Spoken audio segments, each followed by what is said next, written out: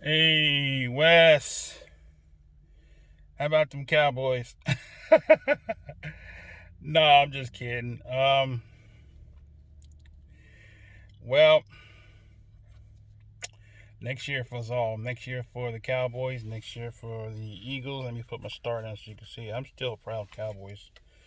But next year for the Cowboys. Next year for the Eagles. The Washington team. They're gonna get beat by Green Bay. They're gonna be back in the boat with us. So I'm not upset or disappointed. I mean, hey, it is what it is. I mean, um, we had one of them crazy seasons.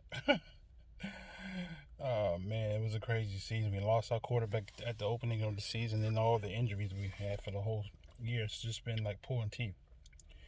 But we lost. But what I want to say is, for my Cowboys fans that might see this, I'm gonna give you a quick diagnosis, prognosis, diagnosis, or whatever you want to call it, of our team. The Cowboys went on. We've been on a decline since. Uh, well, we've been on a decline for a while, but I mean, where I really noticed the decline in the team was the year we had Quincy Carter, and we lost Quincy Carter to drugs and all of the political hoopla around that. Ever since then, we just went down, down, down. The morale of the team went down. The pride of the team went down. The players stopped playing and representing the star. They was playing like they had no heart. And now we're playing off of the namesake and not playing with our potential. We have one of the best teams in the NFL, but our team is not playing to the potential because it just seems like to me that it's been a curse on our team since the days of Quincy Carter, and that whole thing went downhill. Um, and possibly one of the kickers was the Wilbur Parcells situation between him and Jerry Jones. And after that, then everything else kind of trickled on down to the end. And then we kept getting quarterbacks um, that were more into the image of being a Dallas Cowboys football team leader, and not really actually playing as a star football player.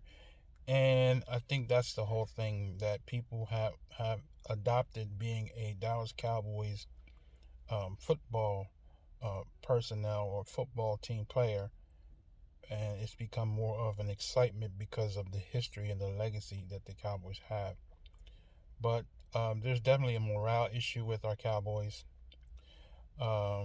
It's something going on the inside. It's caused a division. There's a division between the management and the staff, and we can see that the staff is, and I think in many cases the staff plays, and it shows that they are not happy with the decisions that are being made in management, with the Dallas Cowboys football franchise.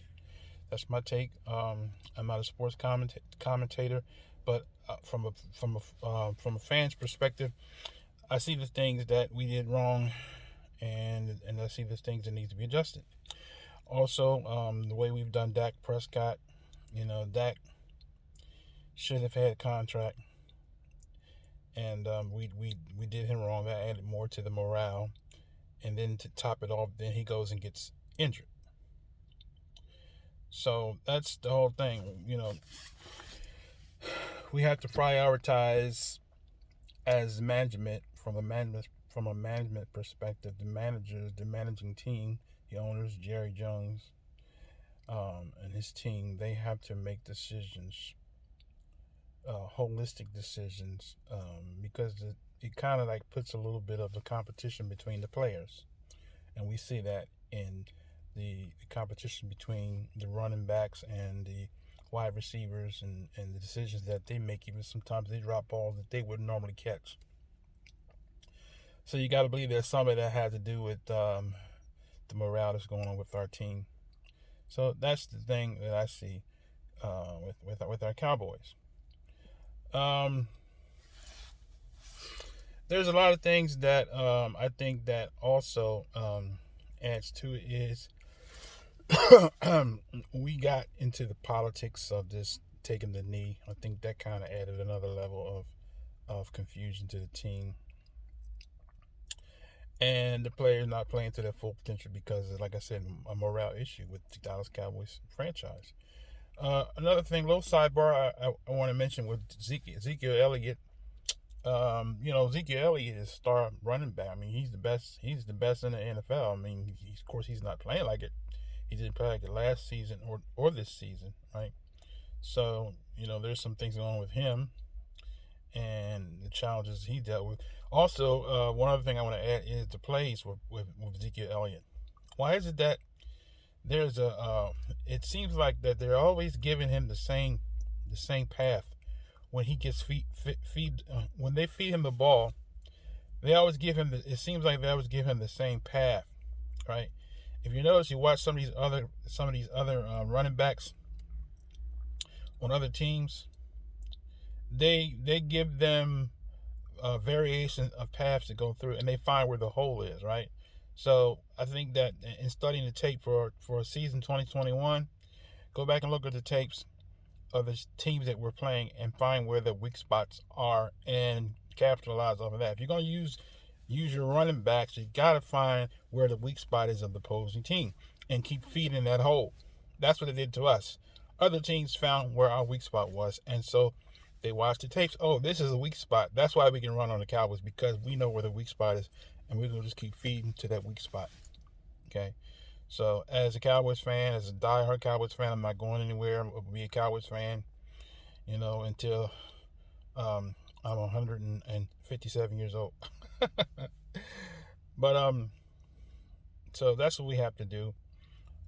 So let's get on the ball, boys. Next season, let's do it. Let's do it right. Let's spend some time. Let's play football. Let's play ball. Let's stop worrying about all the other dramas going around the world.